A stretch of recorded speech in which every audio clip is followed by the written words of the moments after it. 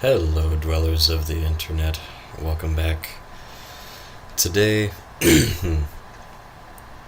I wanted to talk about the state of nostalgia that different groups are in for different time periods of exposure to Star Wars. Some people are within the first group, which were either children or, people who had gone to see Star Wars originally, who grew up basically with the original trilogy of Star Wars in the 1970s, and who have such an unfettered attachment to the franchise based on these three films initially. It is often regarded as one of the greatest experiences of their lives. It's, the beginning. It's what sparked the fandom, if you can even use that word appropriately, around Star Wars because of what it is. It's not. I feel like fandom is too small of a bracket for something like Star Wars. I feel like Star Wars exceeds beyond something as pop culture and perpetuated so fully as a defined term in today's youth, I should say, or not even youth, just today's society. I feel like I feel like that term does not do what Star Wars is justice. I feel like Star Wars is more of a if you were to call the community surrounding Star Wars something, you would have to call it something that included the majority of society, or the majority of people in a modern society anyway, people who have exposure to film, because this film and the first film and the film franchise that spawned from it sparked love beyond what was once thought that a film could possibly generate, which is fantastic. It's extreme, and it's interesting that a piece of art could have such capability. And this initial bracket of fans, you could put them sort of in a category, which would consist of people who had exposure to Star Wars as soon as it came out, when they were able to understand it. Maybe not fully. I mean, people who had exposure to it when they were children wouldn't have been able to understand everything that was going on or anything like that. It depends on the age, obviously, but they have an initial exposure. They, let's call these people the spark of the Star Wars collective. I'm just going to say collective because that's the best word I can think of right now. These people who surrounded this film and everything that it represented to them and everything that it came to communicate, the more they were able to analyze bits and pieces of it, and the more, what they had experienced from it. These people form a bracket.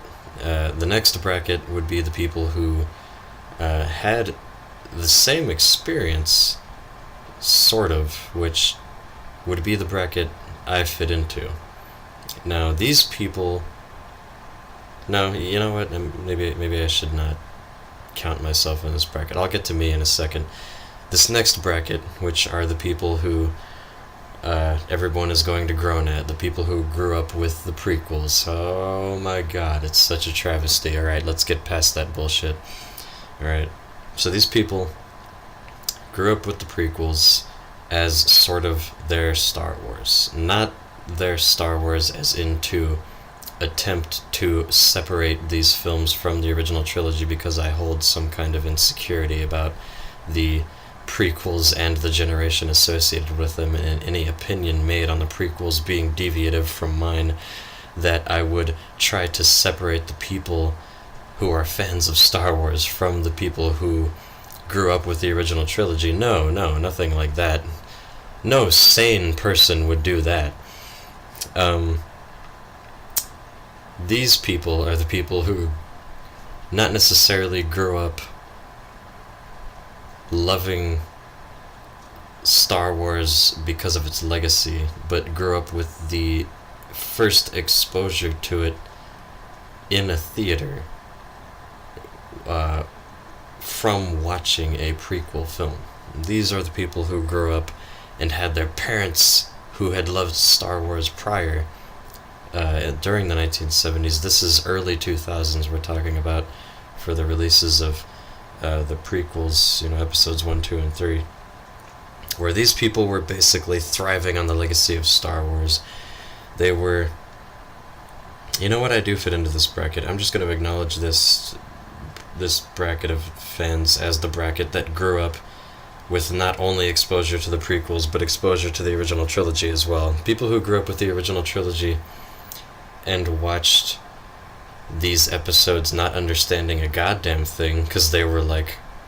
Well, I won't say a goddamn thing, because I was 2 years old the first time I saw a Star Wars film, and the first memory I have of it making coherent sense would be when I was 3 years old, which were...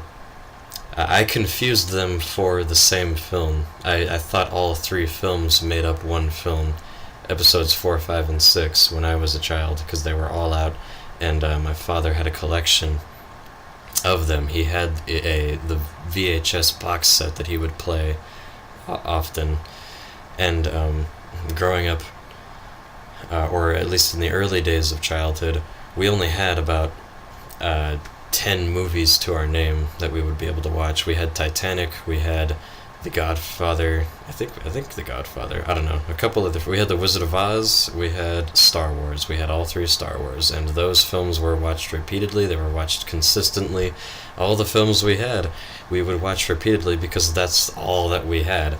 And Star Wars made up the majority of what my brother and I at the time were interested in. And during this time, let's go back to when I was two or three, in between that time period, I could tell the basics of the story. Like, there's a bad guy, there's his child, which was extremely disturbing at that point. Oh my god, this son is fighting his father. Like, I knew that meant something. I didn't know what, really, but I knew it was impactful. I understood that these films were connected in a way that other movies were not. It was not a one-part series. It was something you needed a larger attention span for. It was a bigger story, and this is just the initial impression of Star Wars when your mind is still developing. When my mind was still in a larval stage, basically, just trying to grasp at any straws of coherent sense that these films could make to me, and it was quite interesting. So this group grew up possibly exposed to the original trilogy, possibly not. They grew up watching the prequels, because those were the first films that they realized were a continuation of the story, or rather just connected to the story, because even then it didn't make sense, because they were old enough to realize it was part of the same story, but it wasn't going to take place after, it was before. They were going to go back and reveal the past of all these characters that you've come to know and love, and that you had exposure to in the same way that the people of the 1970s did, because they had seen it when they were children, but not necessarily in the same way. We got to experience it being hyped up for it, more or less, or being at least exposed to it more actively because of the love and the pop culture relevancy it had amongst society and our parents, who bothered to get those original DVDs and show them to us and say, no, look, this story is important. Of all the stories that you will absorb in media that involve artistic merit, this is one of the ones that you need to fucking pay attention to. And all of us who grew up with that in our minds, I wouldn't say that the hype of our parents was falsely advocated for, obviously, because those who love it still do love it. It's because of its merit. Those who grew past that initial hype and were able to sit down and actually structurally and analytically look at what makes Star Wars films good, and what place they hold in our hearts. But at the same time, a lot of the significance comes from the very fact that they were attached to us at such a young age and had such significance for us before anything else. They had the advantage of time on their hands, because those were the films that we saw that were considered the best at our youngest points of absorbing any kind of media, which is interesting to think about. So, there's an obvious fundamental difference here between the people who grew up with the original trilogy and the people who grew up with the prequels. When these people grew up with the prequels, saw the prequels, they thought of it as an extension to this universe that was already loved, this universe that they knew their parents loved, and they knew that, and we knew that was going to be more of the story. It was more of what we loved. Now, when we were children growing up with the prequels, it wasn't necessarily that we loved them unconditionally, but when we were children, we showed an initial obvious interest, like many others, to the story because we had already been exposed to what Star Wars was. It didn't come from a place of curiosity of, oh, what's this new film franchise, even though that's those people do exist, the people who grew up with the prequels that didn't have any exposure to the original trilogy, but the ones who did thought of this as just more. It was more of what we loved already. It was just something that you could latch onto that could possibly have the same significance as that that thing that story that that the characters you love, they were connected in some way to this other new spawning franchise, and having the theatrical experiences to these films gave us the sense of that we were getting more to the story, which is why I think holistically people who grew up with exposure to the original trilogy that then went to the theaters to see all of the prequel films as they aired consider these 6 films to be part of the whole of Star Wars. And people who grew up with the original trilogy, seeing them in theaters without any previous exposure to Star Wars because it did not exist, these people who saw it without any point of reference looked at the prequels like they were going to be an extension of their love for Star Wars, the same that the children did, but obviously had greater expectations than those who saw the original trilogy when they were practically babies before they were able to think. There's a lot of variation in age here that becomes a factor in Star Wars, but I guess that only speaks to the merit of Star Wars as being a successful franchise and being such an influence on the whole of art appreciation in society, because it goes so beyond time itself that you have to consider every point of reference possible from people of all these different age groups, because it spans such a large amount of time, which makes that difficult. But I'm doing my best here to categorize these fans. So original trilogy fans had more of a point of reference. than we did for what Star Wars meant, because they had probably watched these films over and over and over and over again.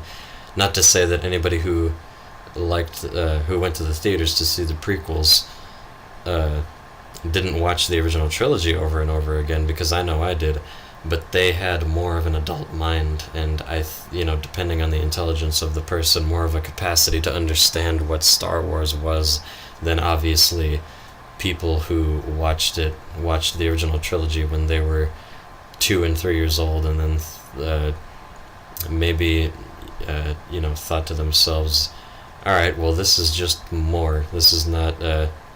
I'm not. They maybe don't understand the deepness of the implications quite yet. Not fully, anyway. This is highly contextual, mind you, but the obvious difference is the people who grew up with the original trilogy have this idea in their mind of what the original trilogy is and what Star Wars is, and it is based completely on the original trilogy.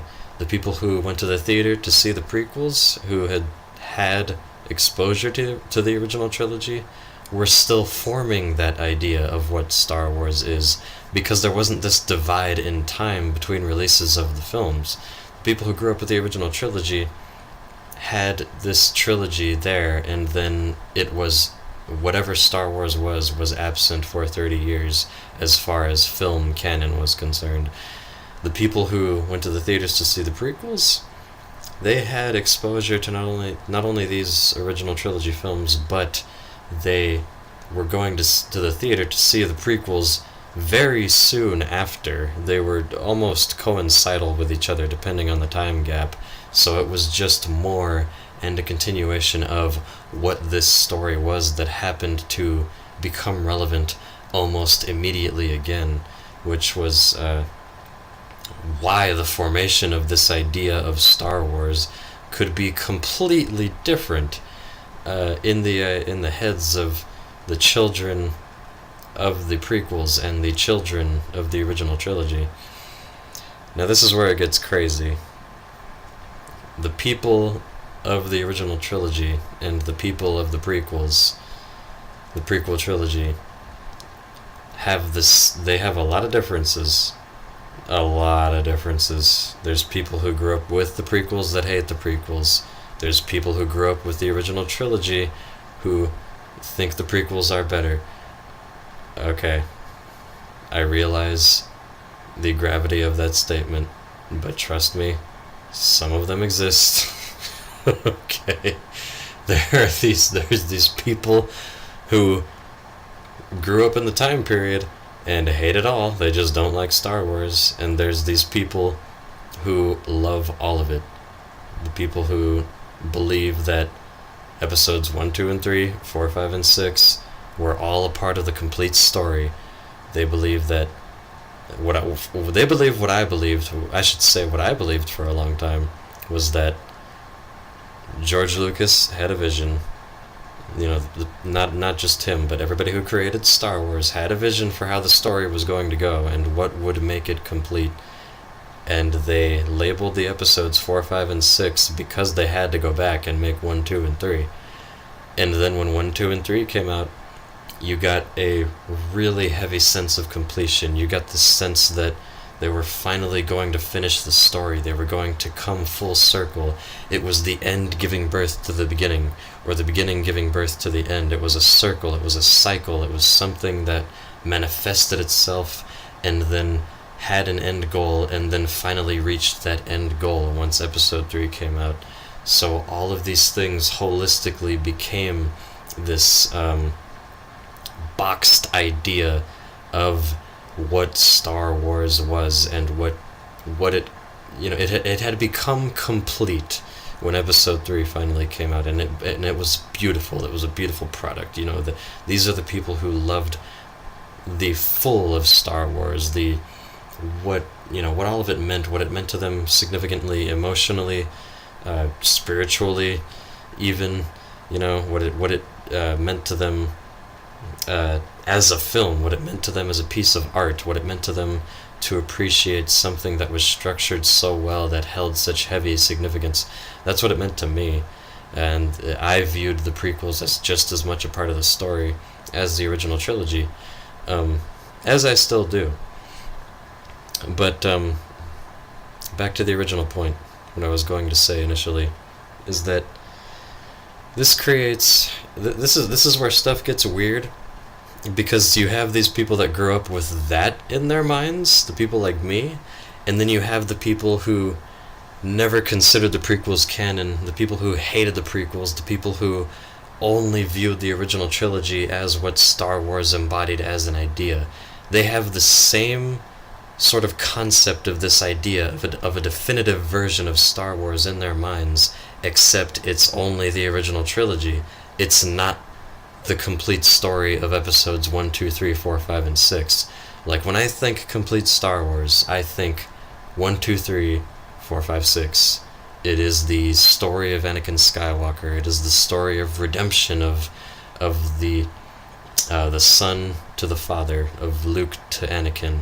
It is the story of Anakin turning to the dark side, Luke following a similar path, and then choosing not to because he needs to have that redemption for his father, and then the father coming around and betraying the darkness and saving his son.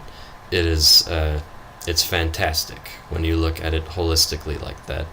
For the people who love the original trilogy, they view it as the story of just Luke Skywalker, who does redeem his father and is able to, fight against the forces of darkness. This is the journey of one hero, which is not one, meaning Luke is the only important. It's three heroes. It's a lot of heroes. The rebellion. There's a whole hell of a lot more to it. But I'm putting this in simplistic terms right now.